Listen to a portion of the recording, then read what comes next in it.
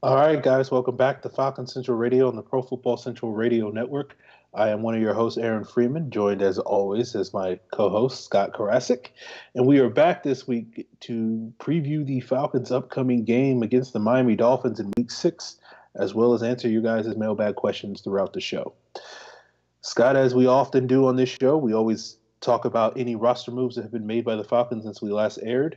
And the Falcons wound up elevating defensive tackle Tani Tupo from their practice squad to their active roster today in order to fill the spot for Jack Crawford. What are your thoughts on that move, and do you feel like that's going to help shore up some of the defensive tackle depth where the Falcons are a little bit weak right now, given Crawford's injury and the unknown status of Courtney Upshaw this week? I honestly don't think it's going to do anything, if I'm just being honest with you. I don't think he's even going to play, if I'm going to be 100% honest. I don't think he's going to be active. Understandable. Yeah, I mean, it'll be interesting because last week they did play Ben Garland in order to sort of play that fourth defensive tackle spot when Crawford went out in the second half. And you wonder if Upshaw's out again, with Joe Villano being the primary backup at D tackle. It's an area of concern, and I don't know if Tani Tupo is really going to move the needle. Maybe he'll get a couple of snaps if he does. Good for him. But this is a position group that I think I had some question marks, and I was hopeful that with the extra week off, the Falcons could maybe sniff around a little bit and try to pick up a veteran, someone that has some real NFL experience that could potentially come in and play this week against Miami, and then ensuing weeks until Upshaw's back. I don't think Tupo really checks that box. I think he's a fine sort of backup level player, but in terms of him being an asset and expected to make any major contributions, I would doubt that. So, if Falcons do what the Falcons want to do, typically when I want them to make a move, it ends up being the wrong move. So hopefully this one works out for them and their D tackle depth isn't a major issue going forward, but we'll see what happens. All right, so since we are coming off a bye week, we don't have to review any games from last week, so we can just sort of move ahead and talk about this Dolphins game. Falcons are 3-1 coming off the bye. The Dolphins are 2-2 coming off a home win against Tennessee. The Falcons are getting healthier, even though statuses of guys like Upshaw with his ankle injury seems doubtful. Teron Ward has missed the last couple of games with a neck injury. He probably doesn't sound like he'll be expected back this week. Vic Beasley did practice lightly on Monday, but it doesn't sound like the team is going to rush him back, so I would expect them to sit him as well, given his hamstring injury. We also know Mohamed Sanu is going to miss this week with a hamstring as well. So, the three guys that the Falcons, or two of the guys that the Falcons are getting back, and one guy that looks like he's going to be not an issue after missing the second half last week, that's Julio Jones with the back injury. But Ryan Schrader, Ricardo Allen are both coming out of the concussion protocol, so presumably, unless there's a setback this week in practice, they will be suiting up on Sunday. And I think it's a great week. We talked about this on last week's show last Thursday. I think it's a great week for Ryan Schrader to be coming back because he will be having to block Cameron Wake. And we need him out there this week. So those are the big injury updates for the Falcons. Scott, which player do you feel like is going to be able to make an impact this week coming back? I mean, I think Vic Beasley is going to be I think Vic Beasley is definitely going to be the guy that's going to make the biggest impact when he comes back. Atlanta's needed some more edge rush. With him out, it's been tough to see. I know Brooks Reed has done well. I know Tack has been okay. Tack had a good game and then a bad game. But, as of now, they need that additional pop that Beasley's going to bring. Okay. The Dolphins seem relatively healthy. I guess the one sort of major injury that they have is Devontae Parker, who is their number 2 wide receiver. He's questionable with an ankle injury, suffered that last week against Tennessee and missed a significant portion of that game. They also have defensive tackle Jordan Phillips. I think he's not played yet this season. He's been out with an ankle injury, but they've gotten decent production from rookie Devon Godshaw as his replacement. Byron Maxwell has been missed time with a hamstring injury, but they've gotten competent performance from their other rookie Cordea Tankersley as his replacement, and most people know that Maxwell probably, I think given his last performance against Julio Jones, I think a lot of people would be like, yeah, if he sits another week, I don't think the Dolphins might miss him too much since he's not necessarily going to move the needle in terms of helping them to slow down Julio Jones. So those are the injuries that the Dolphins are dealing with. I think Parker's probably the only one that's sort of significant to me because that makes the Falcons' job a lot easier because I do think the Dolphins have good receivers. They haven't necessarily had the opportunity to play for it, and we'll touch up on that a little bit later. But, I think that's the injury that it's probably the biggest blow to the Dolphins this week. If they lose him, then they lose a significant target for Jay Cutler. And that certainly plays to the strength of the Falcons' secondary because their cornerback play has been outstanding this year. So let's move into the matchups and some of the key matchups. And I think this is going to be a game where the most interesting matchups, at least for me, are going to be in the trenches. The Dolphins, I think the strength of their team is their defensive line, is their front seven. They're one of the better defenses in the league. They've been really stout against the run. They're ranked third in the NFL on third down defense. On the opposite end of the spectrum, they haven't had great production from their offensive line, and it's contributed to why their third down offense efficiency is dead last in the NFL. They've really been a horrific third down team this entire season, and it's really sort of stagnated their offense. So basically, I think this game, assuming that the Falcons' defense is competent, they shouldn't have too much trouble with the Dolphins' offense. It's the real challenge for the Falcons, I think, this week is going to be facing that Dolphins front with Wake and Sue and Kiko Alonso and Lawrence Timmons and Charles Harris and all those guys, and trying to establish the run, trying to keep Matt Ryan clean in order to get this offense to start clicking again like we saw earlier this season. What are your thoughts, Scott? I'm not looking forward to seeing that Miami front in the run game. I know that Atlanta has one of the better running attacks in the league, but Miami is arguably one of the best there. It could also be because Miami just gets behind so much that their run defense has I don't know how to put this. They played the Jets, the Saints, the Chargers, and the Titans. So, I mean, they were playing teams that are typically pass-heavy based on scheme. And it's not like they're seeing a lot of talent with the Chargers without Melvin Gordon in that game. And the Jets they're the Jets. So, I think you do have the argument that there weren't too many attempts on them. It's a small sample size.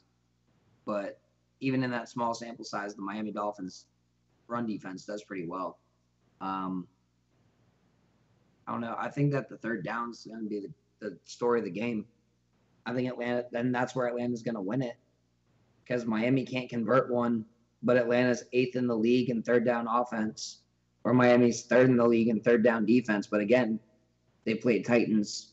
They played the Titans without Mariota. They played the Jets. They played the Chargers, who are just bad, and they played the Saints. And the only team that they played that's even worth a shit is the Saints, and they got waxed. So I think you can make an argument that they haven't played anybody of substance to really justify that third down defense is a challenge to that. Because if you go and you look at that Saints game, it just felt like they were converting on them all day. Okay. I think the Dolphins defense is legit. I think it's, on par, at least in terms of their front. I think their front is legit. I don't think we should make the same mistake of sort of questioning their defensive prowess like we did with Buffalo 2 weeks ago, where I think a lot of people went into that game thinking, oh, yeah, Buffalo's defense isn't for real. and they won't be able to handle our offense, and they wound up handling our offense. And I know people will say, well, we had injuries and all, but for the most part, they weren't really struggling to stop us when we were fully healthy either. But I think Miami has the potential. When you go back and you look at pretty much every game the Falcons have lost this year or in 2016, it's been against teams that were basically able to control the line of scrimmage. And I think Miami, at least from a defensive standpoint, has the potential to really sort of control the line of scrimmage, stop the run, provide pressure on Matt Ryan with their solid front and their pass rush, and sort of slow down the Falcons' offense to a certain degree. Now, I don't think they'll shut us down or anything like that. And I'll be interesting to see if the Falcons can sort of rise up, as it were, and sort of go up against a good defense like they're facing in Miami this week and be able to put points on the board, which they weren't necessarily able to do against Buffalo, another quality defense. So that, to me, is going to be the big test this week. If our offense can, I don't think much of Miami's offense at all. So I honestly think if as long as we get to 17 points, we should have no problem winning this game. That's how bad I think Miami's offense is, or at least should be. I hope our defense is able to hold Dolphins offense that's basically only had like one offensive touchdown, not in garbage time the last 3 weeks, to hopefully single digits. But if it gets into double digits, 10 or 13 or 14 points, it's fine. So I'm optimistic that our offense will be able to take care of business. But I do think if they do have another struggle game where then that will be 3 games against Chicago, against Buffalo, and against Miami, where we face relatively good defensive fronts, and our offense really sort of struggled to put points on. And that's something to keep an eye on as we get further into the season, if that remains the case. So I would like to see this offense basically not make it 3 for 3 and make it at least 2 for 3 this week and look effective against a good front. I do think having Ryan Schrader back will help a lot with that. I think part of the struggles against Buffalo, part of the struggles against Detroit was the fact that Schrader wasn't there, and they had to compensate for it with scheme. When you've got Schrader in there, fully healthy, you don't have to worry about compensating with scheme. You've got a guy who's just a ridiculously good right tackle, and that makes it worth all the money that we pay him. I agree. Getting Schrader, I would be a lot more nervous about this game if Schrader wasn't coming back this week, because I do think with Cameron Wake and Ndamukong Suh going up against the weaker part of our offensive line on that right side with Schweitzer and presumably Sam Braylo, if Schrader wasn't healthy, that would be really problematic for the Falcons offense. And then you could see the sort of game, where the Dolphins defense is capable of keeping it low scoring enough where they do have a shot to win the game at the end, like we saw against Chicago earlier this season. And as we saw the Falcons drop one in Buffalo 2 weeks ago. So I think getting Schrader back certainly puts a legitimate body in front of Cameron Wake. I do think Cameron Wake will get his, but I also think Schrader will do more than enough to sort of keep him contained and prevent him from sort of taking over this game. And then the main focus for the Falcons is going to be Schweitzer against Suh. I don't expect Schweitzer to play particularly well. I think Suh is, not necessarily a force as a pass rusher as probably people think, or at least he was earlier in his career. I think he's more of a force against the run, and I think he's a big reason why their run defense is so good, because he's basically able to control most of the blockers that are going up against him, and it basically frees up guys like Alonzo and Lawrence Timmons and whatnot to be able to make plays behind him. So that's going to be the concern, and it's going to be a lot of pressure on Schweitzer to basically not make, take away. The Falcons are going to have to be forced to run to the left side or the right side, and maybe they'll compensate by attacking the left a little bit more than they would on the right to avoid Suh. But we'll see what happens. I think for the most part, the Falcons win most of the majority of the other matchups. I think I like our wide receivers against their corners and their safeties. Rashad Jones is an excellent player, probably one of the more underrated players in the league because people still don't talk about him as an elite strong safety, which he is. But other than that, I do expect the Falcons to find ways to move the ball. I don't think Miami has much of an answer for Julio Jones. I expect they will focus a lot of their attention on Julio Jones, and that should create opportunities for other guys like Gabriel and Hooper and Tevin Coleman and whatnot, and Justin Hardy in the passing game. So I'm eager to see if those guys sort of take advantage of the opportunities that I think they should be able to get this week. And if they do, Yeah. I think the offense is going to be perfectly fine. Guys like Xavier Howard and Cordray Tankersley don't seem like guys that are going to be able to handle Julio Jones. It's the first time they're going to see a guy that's as good as him. And then you get guys like, I don't think Alonzo or Hall can really handle the passes over the middle with the Falcons. I think we could be seeing I say this probably every week, but I think if Cooper wants to be part of the offense and Sarkisian wants him to be part of the offense, he'll be 6-catch, 80-yard guy this week. Yeah, we'll see what happens. I think it'll be a potentially positive development, particularly if Sanu's going to miss. We know he's going to miss this week. His status is up in the air for next week against the Patriots. And so if they can get somebody, whether it's Hooper, whether it's Gabriel, whether it's Hardy, someone to sort of step up this week and be that sort of number 2 receiver, not necessarily a guy like Tevin Coleman or a guy like Devontae Freeman. While, I'm not going to scoff at, one of our running backs putting up 100+ yards receiving, I would like to see one of these other wide receivers get involved so that at least going into the future weeks, if we miss Sanu, or down the road, if we're missing Julio gets nicked up again or Sanu gets nicked up again, particularly Sanu, given the hamstring injuries have a tendency to linger and not fully heal. Having another option there that you can say, okay, well, when we missed Sanu against Miami, Hooper stepped up, or Hardy stepped up and made like these 3 big third down catches, and we know we can trust him on third down. Or Gabriel stepped up and was like able to get these big plays, these big splash plays, chunk yardage down the field, and he stepped up. So that's my hope for the Falcons this week, and we'll see. I feel reasonably confident, about as confident as I have been this entire season, that the Falcons will be able to take care of business. But the question is the Dolphins front going to slow them down? And if that is, I think that's a bit of a concern for the remainder of the season as we get further along to what I think is a little bit more of a tougher schedule down the stretch. We got a couple of mailbag questions. The first one comes from D-Rock the Party. He says, assuming Cutler starts, who has more passing yards this week, him or Matt Moore? I think Cutler has more than 0 passing yards, so I'm going to vote for Cutler on this one.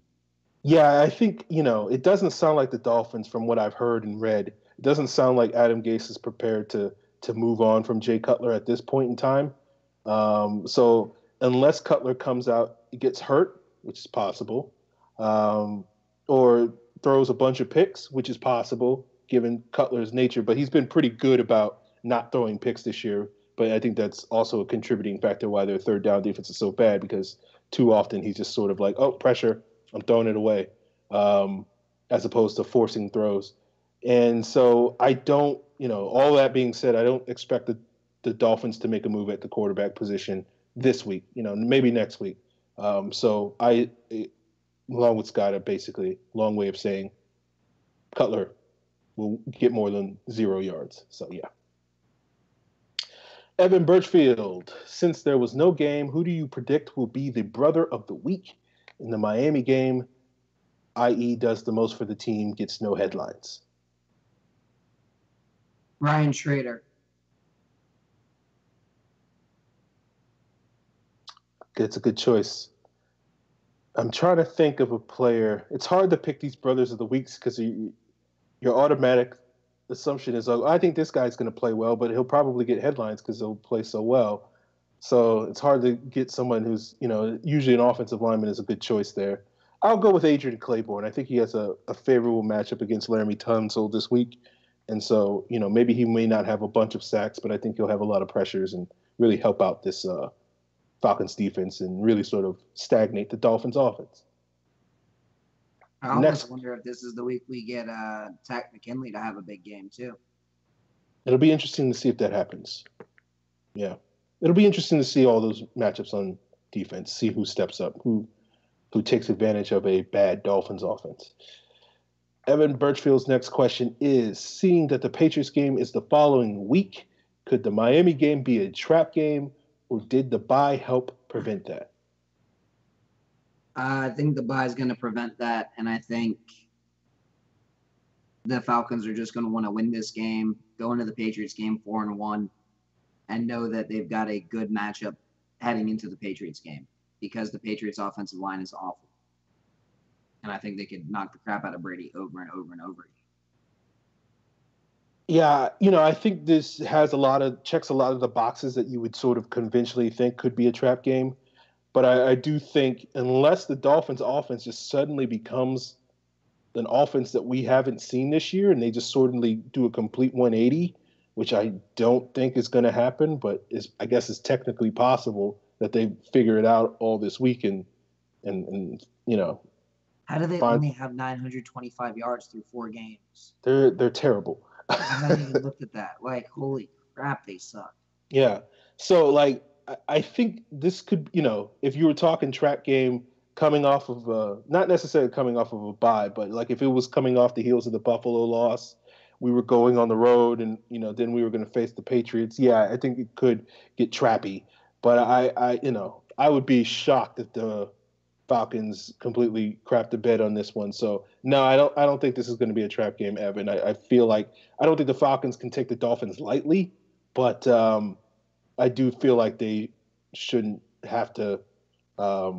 They shouldn't fall into sort of the trap of completely overlooking them, especially given that they had the bye week and so sort of any fanciful thought whatever.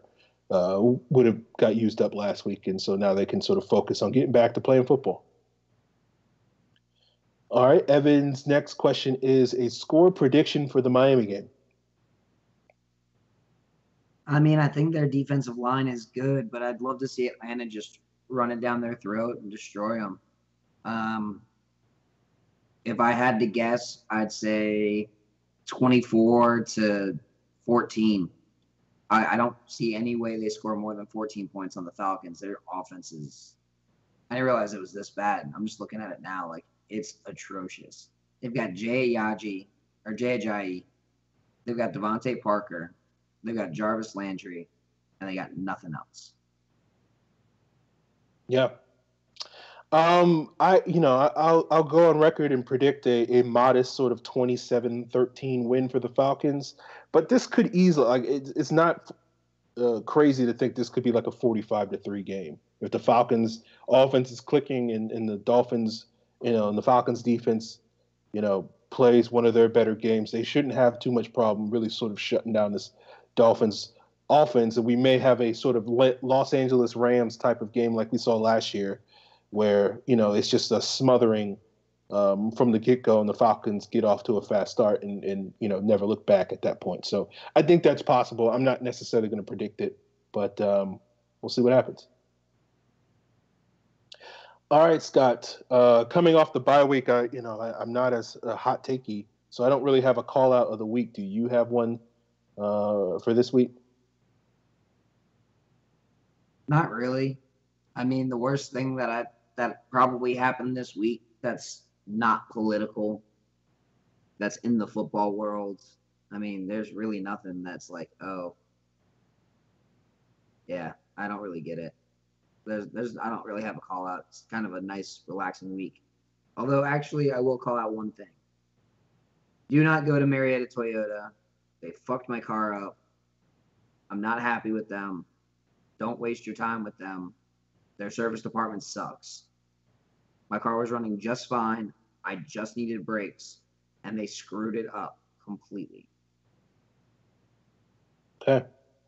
So for the two of you listeners that are Toyota owners and are in the Marietta area, some helpful business advice from the Better Business Bureau known as Scott Karasik there.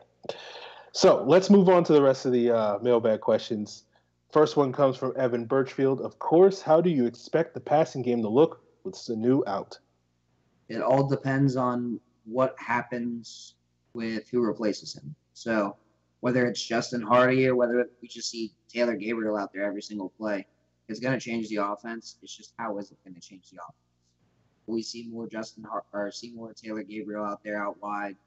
Maybe some sets where you got Gabriel and Jones lining up right next to each other. I'd love to see what's going to happen, just because we have no idea. We haven't had the situation yet, so we have no idea what it's going to look like. I honestly don't think it should look any different from what it is. I think Hardy and Sanu have a very similar skill set in terms of what they provide to an offense. I know they have a little bit different size, and I think people have made quite a bit of that in the last week or so. But I don't think it really sort of affects how you use them and what sort of routes you call for them and where you line them up and whatnot. So honestly, I don't think it should really affect the offense any more than really, it should be, especially against a okay Dolphins secondary. I don't really think it's going to be a detrimental issue. So I expect the passing game to look pretty much the same as it always does every week. Julio doing his thing, them trying to get some screens to Gabriel, maybe a couple of downfield shots, a couple of option routes, and some crossing patterns for Hardy and whatnot. Hooper doing his thing, Coleman doing his thing. I don't expect much change. I don't think there should be any change. So if there is a drastic change, then maybe that's a good thing, because Sark has figured out with the extra week of preparation a way to sort of utilize his assets in some unique ways. But for the most part, I don't think he really needs to change his game plan. He can run the same offense through Hardy, I think, that he ran through Sanu. The Nerdy Bird, at the Nerdy Bird ATL, he asked, the Falcons' biggest issue right now is blank. Injuries and self-inflicted mistakes. I think as long as they don't shoot themselves in the foot and can create turnovers and not give up the ball on stupid turnovers and get healthy, I think that's their biggest issue. Get healthy, don't have stupid turnovers, get the ball back. I think it'll be fine. Yeah, I would say turnovers are probably their biggest issue right now. And normally I would, I feel inclined to somewhat dog on the run defense, but I don't think that's a major issue at this point. So I think turnovers right now are probably their biggest issue. Too many on offense, not enough on defense. Pretty basic stuff. They get more on defense, good things will happen. They get less on offense, good things will happen. So, yeah, that's the main issue right now. At the Nerdy Birds, next question is, buy or sell, the Falcons will have a top 10 offense and defense. I'm going to buy that. I wouldn't have said that at the beginning of the year. I would have said that it would have been like top 15 defense. But I do think that the defense has shown up this year, and they really, as long as everyone stays healthy, Pack looks like he's already going to be an impact player. So the one hole that I thought was going to be on the defense was Takk McKinley as a rookie, and he looks like he's already creating pressure. He's already playing the run well. He's flying around the ball. Like, Brooks Reed has stepped up his game because he knows if he doesn't, he probably would have been cut. Adrian Claiborne, that whole defensive line rotation is awesome. The linebackers are going to get better at tackles, so it can help improve. As long as the offense continues to score points the way that it can, I wouldn't be shocked to see at least the top 10 scoring defense and top 15 at least starts play type. Okay. I'm going to sell this because that's the type of guy I am. I think they will have a top 10 offense, of course. I hope so. Please, God. Top 10 defense, I think they will be in a position to get close. I do think the matchups are going to be a little bit tougher to sort of maintain. Right now, they're 10th in total defense and they're 18th in scoring defense. So right now, they're sort of on the borderline of being a top 10 defense. And I think the competition, particularly over the last 8 or 9 games of the season, is going to be a lot tougher than it has been so far. And so I don't expect them to be able to maintain that. But at the same time, even if the competition is sort of going up, maybe the defensive performance is going up. So they may be able to sort of maintain that as the year wears on. We'll have to see. But right now, I'm sort of feeling like top 10 offense and probably a top 15 defense, probably in the teens somewhere, but I don't know if it's in the upper teens or the lower teens. So we'll see. Evan Birchfield, how much confidence do you have in the defensive line now without the great Jack Crawford? Yeah, the Jack Crawford injury didn't move the needle for me. He was playing maybe 20% of the snaps. Give his snaps to Adrian Claiborne on the inside, and your defense probably improves. I'm not worried about losing Jack Crawford. Okay. Well, I understand Evan's appreciation of Jack Crawford, given that he got that signed football from him. I hope he got that signed football. I didn't check. I didn't either. Last I checked, it was on his way, but I don't remember. Okay. Anyway, hopefully you got that ball, Evan. I don't. I think the depth is issue. I think Poe has been playing too much. I think the Crawford injury is only going to exacerbate that unless the Falcons really do and plan on playing guys like Joe Villano and Tanny Tupou and Ben Garland for 30 plus snaps in the coming weeks. I don't really think Upshaw is a great D tackle. I think he's fine. I think when he comes back, he'll probably fill in some of what Crawford gave us as a pass rusher, but that's not really necessarily Upshaw's game. Is rushing the quarterback. He's a much better run defender. So I do think the Falcons are going to lose something on the inside. Now, when Vic comes back and they start moving Claiborne a little bit more inside, and it's Vic, and Tack on the edges, or Vic and Brooks Reed on the edges, and Claiborne kicks inside, I think that will help compensate to a certain degree, of course. But I don't know. I don't feel good about the Falcons' interior D-line depth right now. I think Grady Jarrett's playing well. I think Poe's been solid. Joe Villano's okay. I wouldn't complain about him as the fourth D tackle, but now that he's going to be asked to play probably 20 or 30 snaps this week, I'd have a little bit more issue with that. But we'll see what happens. I don't have a ton of confidence, I guess, to answer your question, Evan, but we'll see.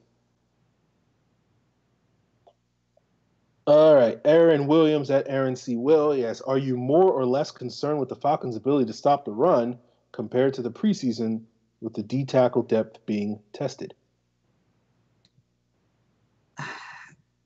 I mean, it sucks that the Falcons are going to have not as many good defensive tackles, but I think they'll be able to stop the run just fine.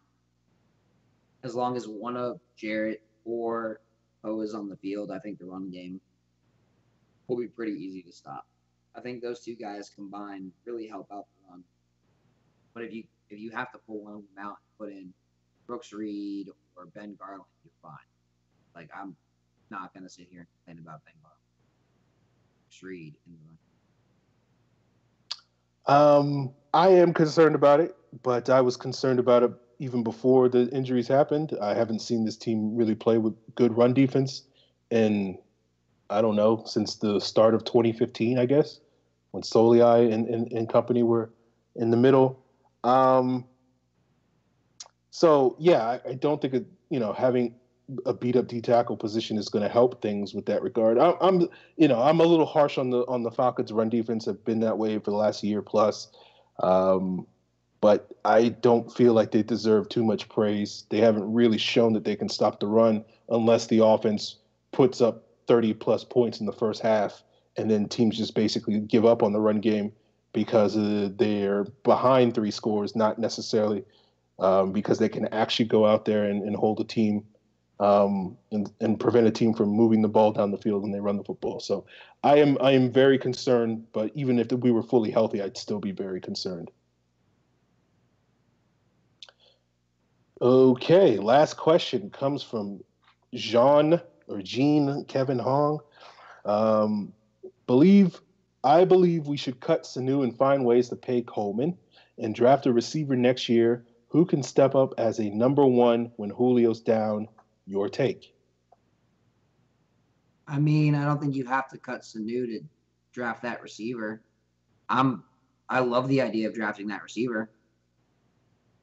So, take Calvin Ridley in the first round. I won't stop it. I won't complain about it. I'll love it. Because the idea of Calvin Ridley and Sanu and obviously Julio, and if you re-sign Taylor Gabriel, go for it. And then after next year, cutting Sanu once Ridley really fully adjusts to the NFL, that's when you do it. I'm more open to that. Okay. But I do think Sanu provides more than just a possession receiver.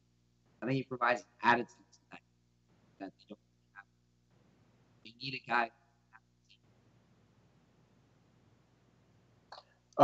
When I first read this question and it started off, I believe we should cut Sanu. It was music to my ears. And then I read the rest of the question and I was like, oh, he's talking about next year. No, I'm kidding, of course. I don't know.